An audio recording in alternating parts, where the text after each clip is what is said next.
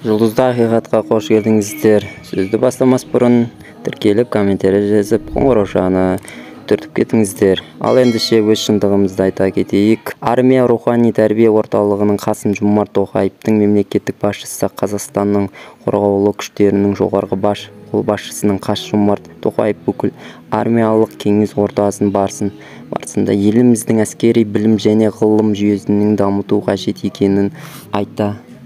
Мемлекеттік басшысының айтуынша, бүгін жігерлі әскери мамандарының даярлау үшін басқа да жоғарғы оқу орнын мүмкіндігінше кеңінен пайдалану қажет. Рекордтардың студенттердің жауынгерлік дайындығына тікелей жауапты екенін айта кетті. Президенттің пайдаланушылардың әскери қауіпсіздігі мәселесімен ғылыми тұжырымда сүйену керек, яғни ғылымның зерттеу жұмысына басымдылық беру қажет.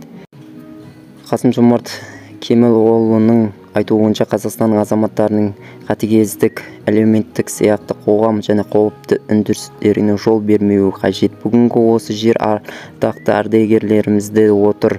Олардың тәжірибесі мен көрінген түйгенде мол. Біздің ардагерлердің сол құрметтің көрсетуіміз аға буын тәжірибесінің жас сарбаздарымызды тәрбиелеп, аға буын тәжірибесін жас сарбаздарға үйретіп, тәжірибе жинап, халықтың азаматы болып, халықтың отына күйген ардагерлердің артынан үлгі алып жүре берсін.